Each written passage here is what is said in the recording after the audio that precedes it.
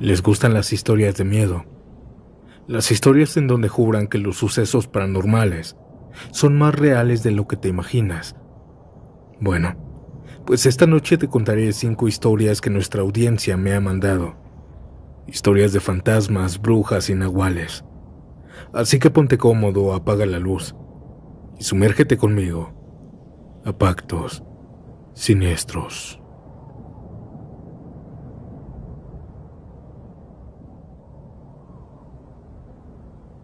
Ya hace un tiempo me estaba capacitando para ingresar como instructor de CONAFE. Es el Consejo Nacional de Fomento Educativo. Cuando llegó el día de las prácticas nos asignaron por parejas a comunidades rurales, alejadas dentro del municipio. Para llegar a nuestro destino pedimos a la policía municipal que nos diera un aventón, ya que el acceso era complicado. Los caminos eran de terracería por completo, rodeados de maleza y monte. Al llegar nos dimos cuenta de que la comunidad era muy pequeña y humilde. Apenas habían unas cuantas familias viviendo ahí. No tenían luz eléctrica y el ambiente se sentía pesado. Era extraño. Nos daba miedo pensar en lo lejos que estábamos de la ciudad. Solo estábamos rodeados de árboles altísimos y frondosos, ahí en lo alto de un cerro. Todo se sentía demasiado aislado.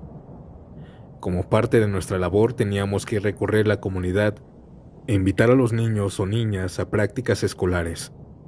Aunque el ciclo escolar aún no comenzaba, queríamos que se fueran adaptando. Al llegar tocamos la puerta de una casita humilde.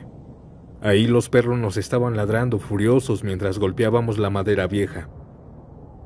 Y fue entonces que escuchamos un rechinido. Una mujer de mediana edad nos abrió. Su rostro reflejaba cansancio y seriedad. Nosotros nos presentamos de inmediato. Buenos días, somos instructores de CONAFE y queremos invitar a los niños o niñas a nuestras clases. Por un instante su expresión se suavizó. Sonrió levemente y abrió un poco más la puerta. Y fue entonces cuando lo vimos. Al fondo de la casa había un altar con velas y figuras dedicadas al diablo. Yo traté de disimular mi impresión, pero mi compañera quedó completamente petrificada. Su cara reflejaba terror.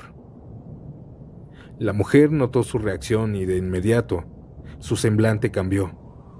Ahora nos comenzó a mirar con molestia y emparejó la puerta para evitar que siguiéramos viendo. Muchas gracias, maestros. Yo les mando a los niños, nos dijo, cerrándonos la puerta en la cara. Yo le llamé la atención a mi compañera. Disimula más, le dije en voz baja. ¿Viste el altar?, susurró ella. Sí, pero mejor no nos metamos en eso. Solo damos clases y nos vamos, le dije para que se tranquilizara. A la hora de la clase, los niños comenzaron a llegar poco a poco. La escuela era apenas un cuartito de adobe, de 4 por 2 metros, con piso de tierra, mesas, bancos viejos y polvo por todas partes. Las paredes tenían rendijas entre las maderas, lo que permitía ver hacia adentro y afuera. El lugar estaba cubierto de telarañas y los árboles alrededor eran tan grandes y frondosos que apenas dejaban entrar la luz del sol. Se veía sombrío. Entre los alumnos que comenzaban a llegar, una parejita de hermanos, una niña y un niño de entre 9 y 10 años, hijos de la líder de la comunidad. Ellos comenzaron a contarnos cosas sobre su pueblo. Mencionaron a los hijos de la señora del altar diabólico. Dijeron que eran 2 niños muy callados, apáticos, siempre apartados de los demás. Pero lo que más nos impresionó fue lo siguiente. Ellos nos advirtieron sobre los nahuales. Nos dijeron que eran brujos que se transformaban en animales. Nos recomendaron no dormir en la escuela. Su mamá ofrecía su casa a los maestros porque, según ellos, en la escuela siempre asustaban. Nosotros no le dimos importancia. Mi compañera decidió que nos quedaríamos en la escuela. Al llegar la tarde solo pedimos una vela para alumbrarnos antes de dormir. Y cuando cayó la noche tratamos de ignorar las historias. pues nos contaron que entre los montes cercanos se realizaban ritos y misas donde la gente adoraba al maligno. Pero preferimos pensar que era solo parte de su imaginación. En la noche el cansancio nos venció, y en algún momento intenté apagar la vela, pero mi compañera me pidió que la dejara encendida, así que yo accedí. Las puertas apenas se cerraban con un hilo viejo amarrado a un clavo oxidado. La verdad nos sentíamos inseguros, pero así nos dormimos. Pero mientras estábamos ahí, algo me despertó. Sentía el calor de la vela en mi rostro. Me incomodaba bastante. Vi que mi compañera dormía profundamente, así que soplé la vela. Y así, todo quedó en completa oscuridad. Solo la luz de la luna entraba por las rendijas. Y fue entonces cuando tocaron la puerta. Miré mi celular. Las 3 de la mañana.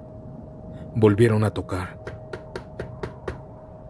Mi compañera comenzó a murmurar frases extrañas, en un dialecto o idioma desconocido. Me acerqué y la sacudí despacio para despertarla. Y ella de pronto soltó un grito aterrador. ¿Qué pasa?, pregunté. ¿Quién apagó la vela? Te pedí que no lo hicieras. Acaban de tocar la puerta, le dije. Mi compañera, con los ojos llenos de pánico, preguntó la hora. Le respondí que eran las 3 de la madrugada y en ese momento un olor, un aroma terrible invadió la habitación. Era un hedor a azufre y carne podrida. Mi compañera, temblando, me dijo: «Prende la vela, por favor». Pues el calor de antes había desaparecido. Todo se puso sumamente helado. Encendimos la vela y nos acercamos a la puerta. «¿Quién es?», pregunté. A través de la rendija vimos una figura de pie frente a la puerta, pero no tenía pies. Volvimos a preguntar, y aquella figura corrió alrededor del cuarto. Las hojas secas crujían bajo sus pisadas. La ventana de madera comenzó a sacudirse violentamente. Alguien quería abrirla. Mi miedo se convirtió en rabia y comencé a decir que quién estaba ahí, gritando. Pero no respondía a nadie. Sin embargo, la temperatura se normalizó y aquel aroma, aquel olor fétido, desapareció. Tomé un palo grueso y con mi compañera aferrada a mi brazo, salimos a ver qué pasaba. Al mirar alrededor de la escuelita, las ramas de los árboles comenzaron a moverse. Pero no era por el viento. Era como si algo saltara de copa en copa. Y entonces vimos algo aún más extraño. Una luz azul intensa brillaba de la casa de los niños que no habían hablado de los nahuales. Nosotros nos acercamos. Frente a la puerta de aquella casa se veía la silueta de una silla de montar. Y de pronto, la luz desapareció. «Buenas noches», dijimos en voz alta. Pero nadie nos respondió de aquella casa. Y fue entonces que de repente, un perro grande y pesado salió corriendo de la casa y se internó en el sembradío de elotes. Mi compañera comenzó a temblar y me decía que si había visto eso, que qué era. Y en ese instante, de entre los elotes, salió la madre de los niños. Ella vestía una bata blanca de dormir. Nos miró con frialdad. «¿Se les ofrece algo, maestros?» «Solo una vela», le dije. Ella nos dijo que ahorita nos daba una. No nos atrevimos a preguntar nada más. Regresamos a la escuela. Mi compañera no pudo dormir el resto de la noche. Al día siguiente ella renunció. Y yo nunca más regresé a ese lugar. Pero aún me sigo preguntando, ¿qué era esa luz? ¿Era un nahual? ¿Era eso que los niños trataban de advertirnos? No lo sé.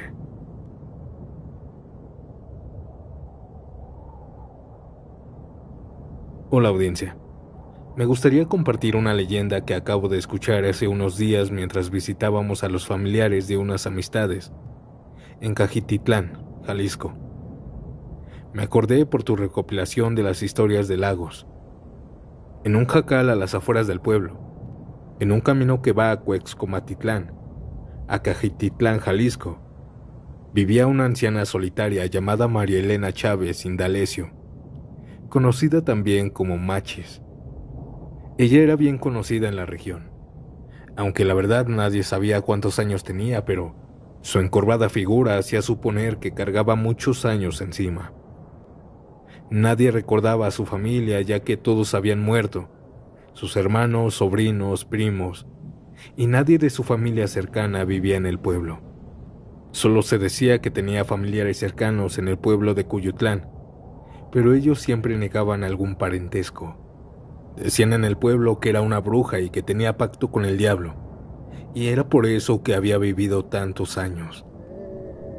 También decían los pescadores que habían visto algunas noches de luna, que se metía desnuda a la laguna, y otras noches se iba caminando rumbo al cerro del Sacramento donde se reunía con otras brujas de la región. También decían que ella nunca iba a misa y que no tenía ningún contacto con la iglesia. La mayoría de los pobladores evitaban el contacto con ella, pero a veces algunas personas iban a su casa para pedirle algún favor, ya fuera bueno o malo. También decían que se le veía merodeando por las noches en el panteón del pueblo. Sin embargo, una mañana cualquiera amaneció un bebé recién nacido muerto. El niño había nacido bien, estaba sano semanas antes, pero en los días previos a su muerte comenzó a enflacar y a verse pálido hasta que perdió sus fuerzas y falleció. Aunque en esa época era más común la muerte de bebés, los padres y familias pensaron que la muerte del niño era de causas sobrenaturales. Es por eso que a la que culparon fue a la bruja del pueblo, a Machis. Pero nadie de la familia del niño tuvo valor de confrontarla. Pasó un tiempo y otro niño cayó enfermo. Este era más grande que el primero, pero aún así falleció. Se comenzó a correr el rumor por todo el pueblo que la bruja era quien los estaba chupando, así que los pobladores comenzaron a poner crucifijos y rosarios debajo de los tepates donde dormían los niños, todo con el fin de ahuyentar a la bruja. Y lo más extraño es que funcionó, o por lo menos eso fue lo que creyeron los pobladores, porque los niños dejaron de morir. Semanas después llegaron rumores de que los pescadores del pueblo de San Lucas, al otro lado de la laguna, un niño se había perdido, y por más que lo buscaron en el pueblo y en la laguna, jamás lo encontraron. Así que se corrió el rumor de que ahora la bruja estaba atacando al otro pueblo, y ella se lo había llevado. Incluso habían quienes aseguraban que habían visto una bola de fuego atravesar la laguna de lado a lado, es decir, cruzando pueblo a pueblo. A la siguiente noche, un pueblo de pescadores de San Lucas llegó a la casa de la bruja, de Machis, y todos comenzaron a acusarla de secuestrar al niño. Al ver el alboroto, la gente de Cuexcomatitlán salieron a ver lo que pasaba, pero lejos de confrontar a los pobladores de San Lucas, ellos también se pusieron a increpar a la bruja por la muerte de los niños tiempo atrás. Alguien acudió al párroco del pueblo para que fuera a calmar la situación, pero la gente estaba decidida a correr a la bruja del pueblo. Ya entrada la noche, la gente se retiró a sus casas, y fue cuando la bruja aprovechó para escapar. Muchos dicen que se fue hacia la laguna, pero antes de entrar en ella, maldijo a todos los pescadores, y luego se perdió entre el agua. Desde entonces, desde esa fecha, cada año en el día de ese acontecimiento, miles de peces de la laguna aparecen muertos. Y es que son tontamente tantos que la laguna comienza a oler a pescado podrido, y los pescadores tienen que sacarlos y quemarlos para evitar que el agua se contamine y mueran todos los peces. Durante las semanas que pasa esto, los pescadores no pueden pescar y por lo tanto pierden el sustento para su familia. Es por esto que desde hace unos años el gobierno se encarga de ayudarlos económicamente mientras limpian la laguna. También dicen que algunas noches se ve la figura de una mujer que flota sobre el lago, y se rumora que quien la mira es porque va a morir, o alguien cercano a él. Dicen que es la bruja Machis que aún cobra su venganza. También nos dijeron que la laguna se ha estado secando, ya que antes era más grande, y que el río que bajaba desde el Cerro Viejo y que llegaba a la laguna también se secó. También un arroyo que se llamaba Las Tortugas en San Lucas se secó. No sé qué sea tan cierto esta leyenda, pero los pobladores la creen. Gracias por leerme. Hola audiencia, me gustaría compartirles una de mis experiencias paranormales. Esto pasó justamente en la madrugada del 25 de diciembre. Como saben, el 24 de diciembre es una noche de reunión familiar para la cena de Navidad. En esta ocasión nos reunimos todos en el kinder de mi tía, que se llama Guillermo González Camarena, un jardín de niños ubicado en Nezahualcóyotl. Llegamos, comenzamos la cena y así pasó el tiempo. Ya eran las 4:30 de la madrugada cuando decidimos irnos a dormir. Cabe mencionar que este jardín de niños tiene un pequeño departamento en el tercer piso. Esa noche me quedé ahí con mis hermanas y mi mamá. Mi primo, quien vive ahí en el departamento, se fue esa noche y nos dejó dormir ahí. Antes de acostarnos apagamos las luces, cerramos bien las puertas y ventanas con seguro.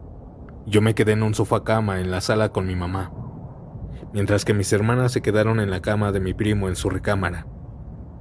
Yo estaba tratando de dormir, ya que todos se habían quedado dormidos, así que cerré mis ojos por un momento. Hasta este punto ya eran alrededor de las 5 de la madrugada cuando me desperté. Noté que una luz estaba encendida en la entrada de la puerta donde dormíamos.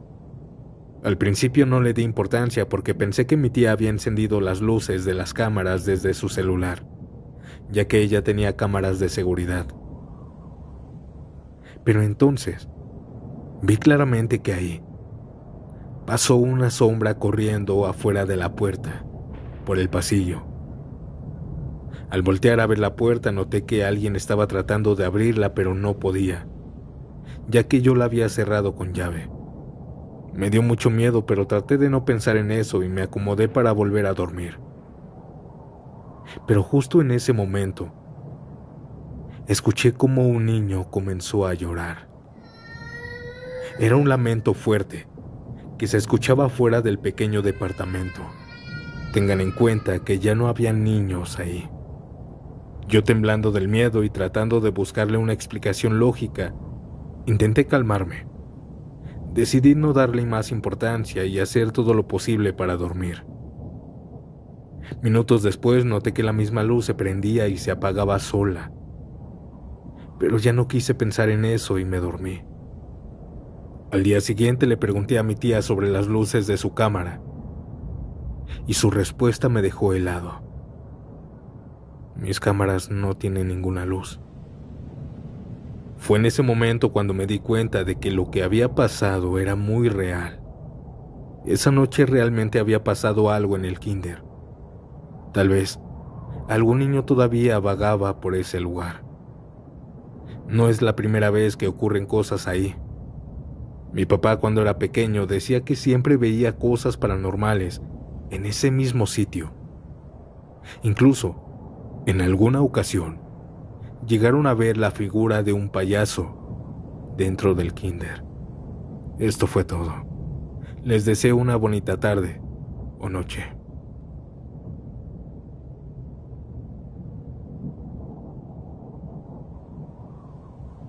Hola, mi nombre es Alejandro y quiero relatar una historia que me pasó y les aseguro que es real.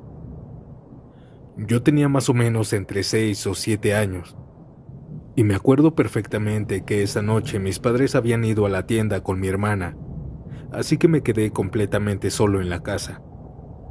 A mí se me ocurrió una grandiosa idea. Quise hacerles una broma, así que apagué todas las luces de mi casa para espantarlos. Ya en la oscuridad empecé a esperarlos a que llegaran de la tienda. Pero mientras esperaba, en el patio de mi casa se comenzaron a escuchar ruidos. Eran mis gatos peleando, o al menos, eso pensé. Así que me asomé, pero lo extraño es que vi a un solo gato peleando, pero no se veía con quién o con qué.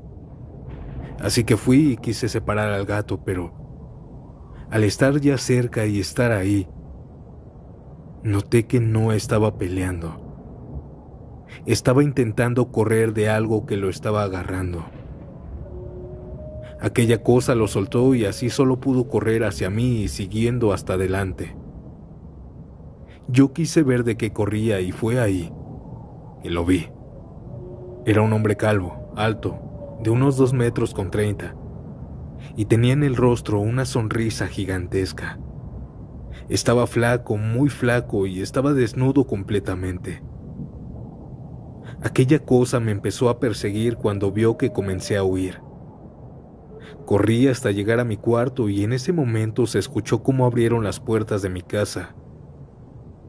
Eran mis padres con mi hermana. Me salí de mi cuarto y vi las luces encendidas, así que con mucho miedo les conté lo que me pasó porque aquella cosa, aquel hombre ya no estaba. Pero ellos no me creyeron. Espero que aquí, en esta audiencia, sí crean lo que vi aquella noche.